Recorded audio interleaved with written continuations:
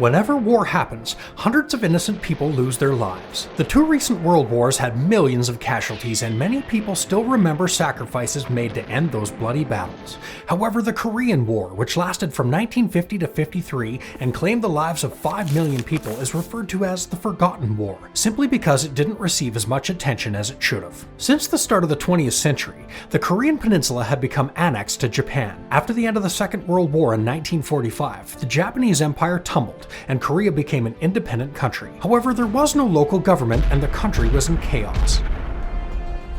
In one of the Allied summit meetings, it was decided the peninsula would be divided by the 38th parallel north. The Americans occupied the southern part and helped Syngman Rhee become the president. Meanwhile, Soviets occupied the north of this line and helped bring the communist dictator Kim Il-sung to power. Both leaders wished to occupy the other side, and border skirmishes were common. In fact, almost 10,000 Korean soldiers were killed during these battles even before the beginning of what we know as the Korean War. However, the Soviet-backed North Korean army attacked South Korea in 1950, and everyone realized this was not like previous disputes in the border. The North Korean army quickly overpowered South Korean forces and made its way to Seoul, the capital. The North Koreans wanted to unify the two nations under Kim Il-sung's rule as a communist country. In the West, the authorities saw this war as a threat to the entire world.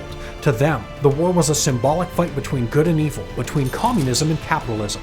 The Americans feared that by succeeding in the Korean War, the Soviets would proceed to conquer the rest of the world and spread communism everywhere. Several members of the UN, including the United States and the United Kingdom, sent troops to fight in Korea. Although this war is considered forgotten today, some of the most bloody and fearsome battles in modern military history happened during this war, such as the Battle of Bloody Ridge and the Battle of Incheon. At first, the UN forces decided to pursue a defensive approach. Their objective was to drive the communists out of South Korea, but the North Korean soldiers were much better than they expected. It seemed like the communists were going to win this war, but towards the end of the war, President Truman and General MacArthur decided to pursue an offensive approach to liberate the North from communism. Their strategy worked, and they managed to push the North Korean forces out of Seoul and back to the north. However, as American troops approached the border between North Korea and Communist China, the Chinese started to worry. China's communist leader, Mao Zedong, sent troops to North Korea and warned the US forces to back off unless they wanted a full-scale war,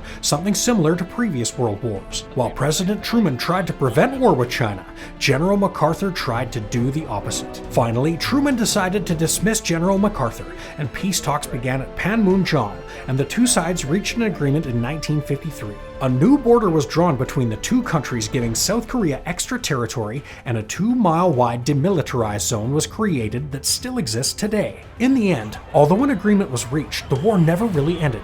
Some families became separated during the war, and they remained trapped on the other side of the border. Today, this horrible event that claimed the lives of thousands of Korean civilians is presented more as a Cold War footnote in history classes.